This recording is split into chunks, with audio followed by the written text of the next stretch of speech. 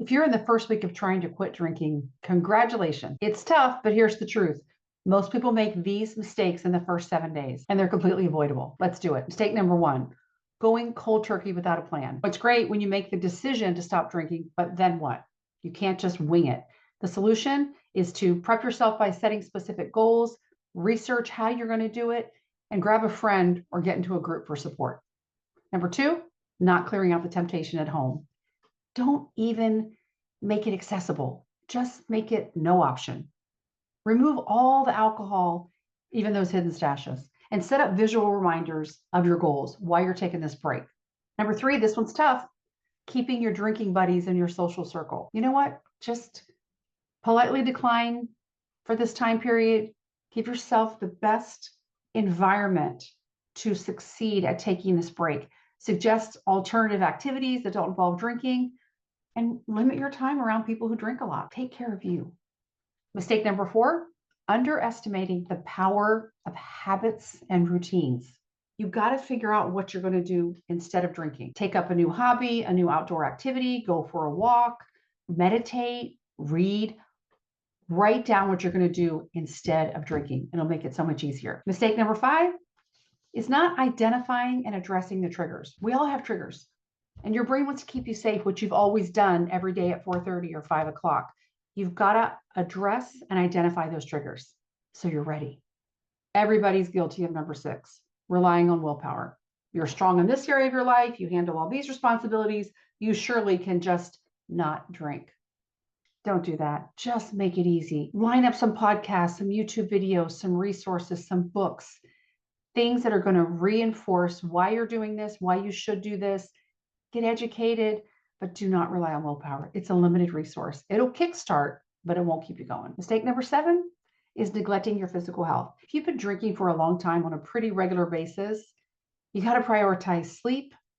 Your body's going to purge. Your body's going to go through, not necessarily withdrawal, but you need to make sure you're hydrating and listen to your body and think of that as the healing process, but don't neglect your physical health. And it's not the time to start this rigorous new workout routine either, but stay active, stay hydrated, and prioritize sleep. Mistake number eight is not coming up with alternative coping tools.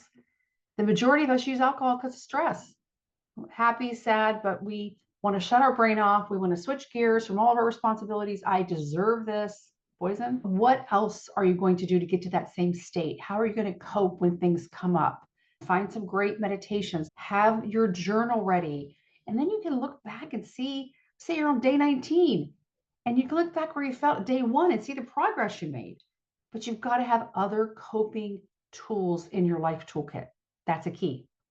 Okay, number nine is we ignore our sleep issues. Sleep is so important.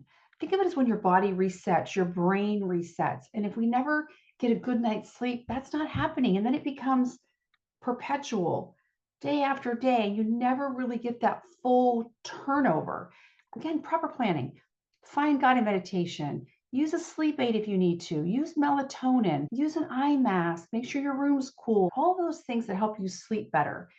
But really prioritize and make the effort to get some great sleep. And the last mistake people made is keeping your goal to yourself. I'm not one to broadcast everything that I'm working on personally, but it's a way of holding yourself accountable. So tell a trusted friend or a mentor or a spouse what your goals are, and they can at least be aware of why you're declining invitations, why you're doing certain things, and offer you additional support.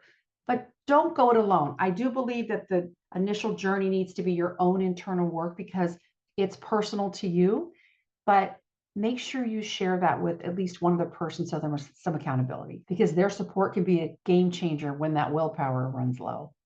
Quitting drinking can feel and be overwhelming, but it doesn't have to feel like that. Look at it as your new lease on life. This is stepping into the next version of me, the clean, healthy, excited, curious, loving version that everybody's waiting for you to show up as. But you're not alone. You're not alone. And every day the process does get easier. Watch out for these first week mistakes and you'll have a stronger start. You've got this. And if you're really thirsty for change, check out the good stuff I made for you in the description below to get you started.